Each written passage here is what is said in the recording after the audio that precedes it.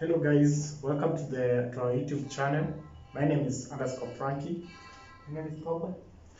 Dennis Keton. And together we are The Gatekeepers. So for today we want you to subscribe to our YouTube channel before starting the show, and please press the like button below. For today we're going to speak about game week 35 of the English Premier League. As you know, we had some interesting matches today. The last weekend we had Leicester starting off the league on Friday against Newcastle, and they were in for a surprise, which ended up in 2-4 with Callum Wilson scoring a brace.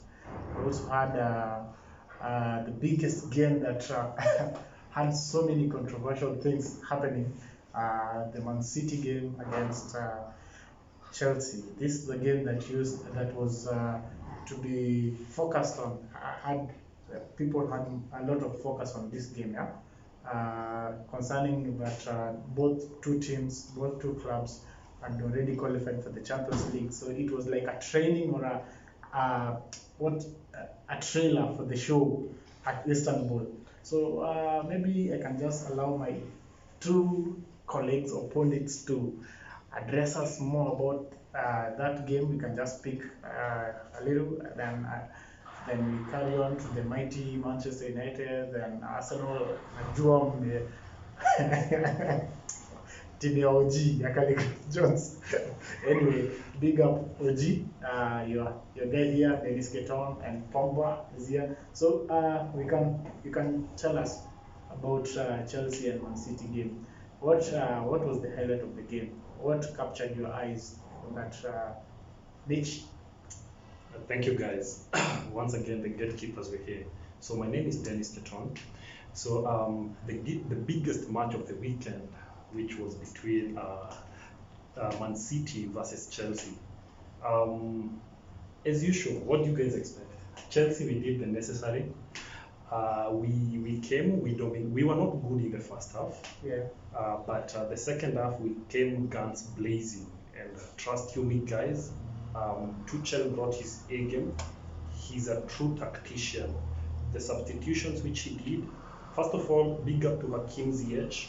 He scored what a goal. What a goal. That was quite a goal. Then the second goal came in the extra time, like in the dying minutes of the game, which was scored. Pogba, do you remember who scored our mighty goal? Alonso? Was it Alonso? Yeah. I was to ask you guys, how does it feel to score in the 92nd minute with a guy who was considered as a flop by the previous manager, Frankie Lampard? What do you have to say about that? There's nothing as sweet. They say revenge is best served when it's hot, and you see serving it at that particular minute, the 92nd minute. For me, I don't really refer it as an Alonso goal. I call it's a combination goal. It's an Odoi versus versus Alonso's goal. It was quite a goal, and we as Chelsea fans, we are so happy. Then something which will be bad if I don't mention in this game. This is just an advice to Sergio Aguero. The next time you come to take a penalty against Chelsea, just remember that currently we are having one of the best keepers in the EPL, or if I dare say, in Europe. So just be wary on how you take your penalty. So next time, do it better. That was for Dennis Keton, the Chelsea guru. We want to speak to Mr. Pogba over here. Tell us what captured his eyes in that lively event between Man City and Chelsea. The game was interesting. Chelsea were good, we also Chelsea were good, especially second half. Yeah. They have a tactician, that coach, of course. Respect to Mr. Titi. But so far, I think there was some. Okay, Chelsea is good right now, but Man City, I saw something that it did not go well with me, because so far I believe that was I read somewhere that was Aguero's last Premier League appearance playing for City? Not really. They're trying to make a better place for him. I think it was the last match for them Yeah. at home. I think, yeah, maybe. We can confirm that, Uh-huh. but bearing in mind that still Man City has like 3 games to go, Yeah. because we are in game week 35 still, and they have 3 more game weeks to come. So we can't really confirm that, because in the 3 game weeks he might get a chance, he might get an opportunity to play. What we know is that we are not sure about Aguero's fate in Man City, because rumors has it that his time has elapsed, so he must be moving on to the next challenge. Yeah, so far also about the game, I hate the fact, or I dislike the way they treated him, because that goal, he was taken right from his foot by Sterling. That's not all. I see most of their matches, they don't pass to him. You know, they kind of mistreat him. I don't know why, but anyway, the game was good, but I did not like the way they treated Aguero. Aguero is a legend for Man City, just like any other player Yeah. of a club. So I can confirm that that was the second last match for Aguero at home.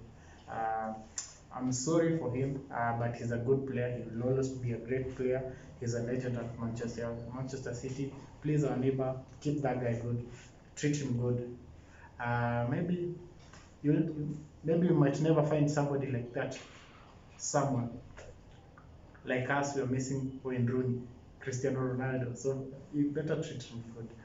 Okay, for another highlight of the game was the game between Liverpool and Southampton. The academy versus the team. If you are a footballer, I think you understand that. Southampton is an academy club for Liverpool. Yeah, they usually poach our players from there. They are players from there, like Van Dijk, Mane. Yeah, so maybe you can tell us maybe how did you feel how the game went? Did you have a player in fantasy? Yeah, thank you so much for reminding me about Fantasy Premier League. Apparently, for some weird reasons, since game week 20, I decided not to be associated with any Liverpool player because of their inconsistency. I understand that Arnold is trying to regain his footing, but that's not a convincing power for me yet. Though my highlight in that game, it was a nice game. I'm happy for Liverpool. At least they are trying to come back. They have been struggling, but you know, guys, you know me. I'm a secret admirer of Sadio Mane, and I was happy seeing him coming back with that goal. It was a nice goal. Speaking as a Chelsea fan, guys, I had no interest in that game because with the pace that we are setting, they can just mind their business and finish whatever number they want. But So, it was a nice game. What can you predict? Do you still remain that? Do you think that Liverpool will play Champions League next season? Allow me to drop this. I'm so sad to announce or to predict that just like Juventus, Europa Champions League next season will have quite some big names and some newcomers in it. So Liverpool guys, I love you, Mane, but sorry, I think you guys will be in the Europa Champions League next What season. about you, Edu? Prediction? Do you think Liverpool will play in the Champions League next season? No. Why? We've seen the inconsistency this season. They've had a number of injuries, which has wasted them a lot. So this time round, they won't make it. Okay, that's for their predictions you have had from the pundits. And what do you think? You're putting us in a fix here. For myself, I think Liverpool would do go Europa, and I think that might be the cause for Mo Salah to depart for Real Madrid. And that will be the end. It might be the end of the reigning former. Okay, he's saying that could be the end. Yeah, so on Sunday we had a good game man. Unajua timu kali. Kwambia yani Cavani ikiingia pale. We had Aston Villa versus Manchester United. Sisemi mingi. What can you say? About the match. Guys, sincerely speaking, Manchester have been surprising me day in, day out. Especially, especially with this card which they are pulling. Manchester have actually held a card which is called the comeback card. And We are the king. um, I know it's sad to admit it, but I just have to admit it that you guys as Manchester, you are doing an impressive job with the comebacks. Though it's not something which I would encourage you as a team to continue with, because at times using the same tactic every now and then might backfire on you. So it was a nice thing. I was happy to see Cavani doing his usual thing. By the guys, I always tell you He had Cavani in his fantasy team. behind closed doors. Yeah, I only have Cavani because of his super headers. This guy, I think he should just be denied every body part, but just remain with his head, With the because head. he's very lethal with that head of his. So big up Cavani. He did justice. This youngster too, also Mr. Greenwood with his double legs, man. The guy, he's just amazing. So Mr. Fernandez too did something. He scored a penalty. Yeah. Anyway, congratulations. There's nothing much I can say about that game. Hey, dude, what Yeah, do for you me- think about the game? The game was good. We did what, Manchester United did what they always do, but I'm still not right with the fact that Rashford is struggling to get back on the score sheet. I think he has an injury. He's carrying an injury. I also think Pogba playing left wing is kind of affecting his scoring goals opportunities. So though we are fine, we are good right now. What is more important is the 3 points. Of course, we always win. So if you score fast, you choose death. Okay, if you score fast, you should choose death against Manchester United. We are the comeback kings. But I have to ask this: do you think the Oli Watkins red card was it a dive? The yellow card, the second yellow card, was it fair? Thank you for bringing that on. For once, I think, anyway, not for once. We have so much inconsistency, especially with refereeing in the Premier League, the English Premier League. So on that, Oli Watkins, I don't know what science or what analogy the referee used to confirm that this guy dived. He didn't dive. I saw the review. I saw when they rewinded that episode, you saw that he was actually captured on the knee. He was captured. There was a knock on that knee. Yeah. So for me, I disagree with that second yellow card, of which if it was upon me, I could advise them they need to appeal that yellow card. That red card should be rescinded. We need Ole Watkins back. Yeah, speaking on that, I'm a Manchester United fan, but to me, that was unfair. Okay, that's it for the but we had also Arsenal playing against a club called West Brom. They managed to win 3-1. their game, the first win this month in the last day. Anyway, what do you think? We had Pepe scoring a screamer. Man. This match. Anyway, it's a London team. It's Arsenal.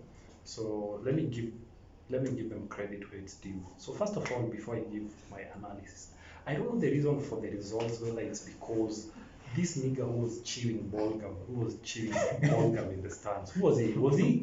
He's called who? Karaoke or who? Who was this guy?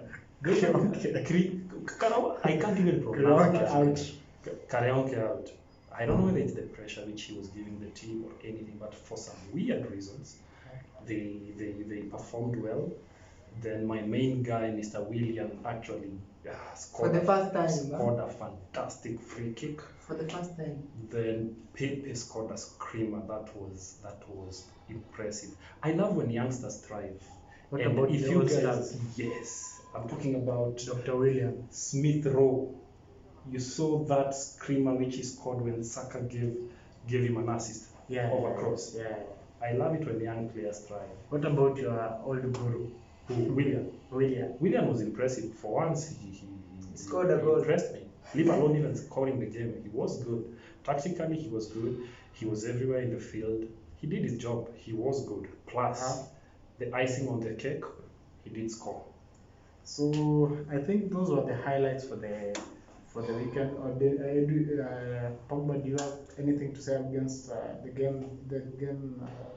Arsenal versus West Brom? No, the game was just good. I knew Arsenal would do something because they were under pressure. So I knew it was a win. It was a must win for them. Yeah. Okay, so that was the game week 35. It's currently on the midway, but it leaves certain teams asking a lot of questions, like Liverpool. They are coming into form. They are currently number 6 with 57 points. We're having West Ham number 5 with 58 points. We have Leicester with 63 points. Chelsea are inside the top 4, and I think they're in to stay. They're having 64 points. And Manchester United number 2 with 70 points with 1 game in hand. That's against Liverpool. We have Man City, who are currently the leaders, delaying the champagne. We are delaying them the celebrations. Yeah. They're having 80 points currently. So, do you think the pattern will change during this week, or if you ask me, if we wind up on this game week, for me, because let me talk about first of all the bottom three. The bottom three, which should be West Brom, Fulham, Sheffield, right? Burnley. Mostly, let me focus on the bottom three, which Sheffield, Fulham, and West Brom, right? So if you ask me, the bottom three will remain bottom three. Those guys, they're not going anywhere. So for me, they're as good as gone. So I'm not predicting any surprise for them. Then when you've asked us about the top 6, whether I'm expecting a surprise or a change on the table. For once, I think that West Ham should pull up their socks, because for starters, I thought that they were going to be a surprise team, but the way things are going, and as we all know, in Premier League, it doesn't matter how good you start or how good you progress. All what matters is how good or how well you finish. The finishing touch is always important, because this is usually a very competitive league. Right now, we are seeing Tottenham at number 7. They're number 7, right? If I'm not wrong. Yeah? So we can't write them off also, because if you look at the margins, they are just 1 point, 2 points, 3 points. Anything is possible, but I can't bank with Leicester on top 4. I had predicted them being on top 4, but I beg to change. I don't know who's going to topple them, but between Tottenham and Liverpool, one of them. And West Ham? No, West Ham I'm not putting there anymore, because they have actually disappointed me. I need a fighting team. As the Premier League ends, you need to be more aggressive. You need to be more agile. They are not portraying that. So if they don't maintain that, then I'm sorry, guys. But I believe either Leicester or West Ham, one of them will finish at 4th place, because look at the fixtures of Liverpool. So don't just speak on the look. You should look on the bigger picture also, because they have Manchester United, and I believe. But guys, I think Chelsea has shown you the way. It doesn't matter on how tough your fixtures are. All what it matters is what's the mental strength of your players. Definitely. So that's it for me. I think the top 4 will be dominated with the biggest clubs. I think Man City, Manchester United, Chelsea. Then hopefully maybe you can see West Ham or Leicester in between. I don't see Liverpool coming up. I think they'll play the Europa. Yeah. Sorry, Liverpool fans, but we love you. We still love you. Thank you guys. That was it for now. We appreciate. So remember to subscribe down there. We as the gatekeepers, we love you. And remember to also share your comments with us. Until next